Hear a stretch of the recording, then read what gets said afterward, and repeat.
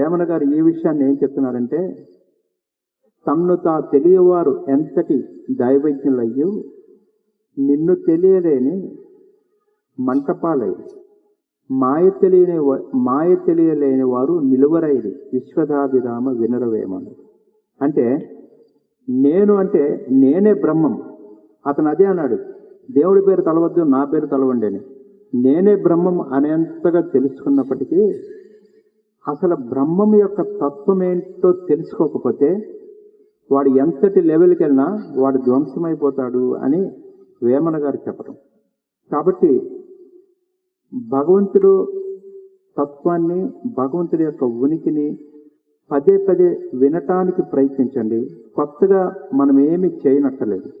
పుస్తకములు జడలు పులితోలు బెత్తంబు కక్షపాలు 10 లక్షలైన మోతచేటు గాని మోక్షంబు లేదయా విశ్వదాభిరామ వినురవేమ. అంటే పుస్తకాలు బోలెడు పట్టుకున్నాడు, టన్నులు పుస్తకాలు పెట్టుకున్నాడు, చుట్టంతా జడలు కట్టింది, అలాగే ఒక పులితోలు కట్టుకున్నాడు, బెత్తం పెట్టుకున్నాడు. పరివ్రాజకాచార్యులు అంటూ వారు ఒక దండముని పెట్టుకొని తిరుగుతారండి. దాన్ని వేమన గారు క్రిటిసైజ్ చేశారు, నేను చేయటం లేదు. బెత్తం పెట్టుకున్నాడు.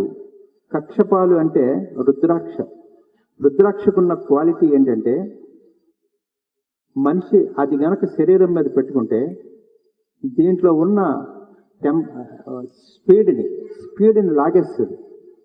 సో ఎవరికన్నా బీపీ బాగా రైజ్ అవుతుంటే ఒక 3-4 రుద్రాక్షలు వేసుకుంటే బీపీ కంట్రోల్లోకి వచ్చేస్తుంది అని యోగుల నమ్మకం. దాంట్లో క్వాలిటీ ఉంది అని. అయితే ఒరిజినల్ రుద్రాక్షలు ఉండాలండి. డూప్లికేట్స్, మ్యానుఫ్యాక్చర్డ్ రుద్రాక్షలతో ఈ పని జరగదు. సో ఇటువంటి ఈ రుద్రాక్షలు ఎన్ని కట్టుకున్నాడంట? 1 కాదు, 4 కాదు, 10 లక్షలు పెట్టుకున్నాడంట, ఒళ్ళంతా కనిపించకుండా. అయినా మనిషి టెంపరేచర్ దిగరట్లా, మైండ్లో స్పీడ్ పడిపోట్లా, శాంతం రావట్లా. అటువంటి పరిస్థితుల్లో ఉండే వాళ్ళకి మోక్షం ఎక్కడొస్తుంది? మోత చేటు ఇవన్నీ మోసుకొని తిరగటం, రుద్రాక్షలన్నీ మోసుకొని, పుస్తకాలన్నీ మోసుకొని, జడలు కూడా మోసుకొని తిరుగుతూ ఉన్నాడు. దీనివల్ల ప్రయోజనం ఏంది? మోక్షం రాదు. మోక్షం ఎట్లాగొస్తుందంటే భగవద్ దర్శనాన్ని తెలుసుకోండి. భగవద్ దర్శనం పొందాలి. First point. పొందటానికి ముందు అదేంటో తెలుసుకోవటం చాలా అవసరం. ఊరికనే మనం అడవికి వెళ్ళి తపస్సు చేస్తామని కూర్చుంటే దానివల్ల ప్రయోజనం లేదు. తపస్సు వల్ల మీరు ఆ శక్తిని రైజ్ చేయగలిగినప్పటికీ మీలో ప్యూరిఫికేషన్ జరగకపోతే మీ లోపల ఉన్న రాక్షస అసురీ శక్తులే పైకి ఎగురుతుంటాయి, కానీ మనుష్యులు సాత్వికులు కావటం కష్టమవుతుంది.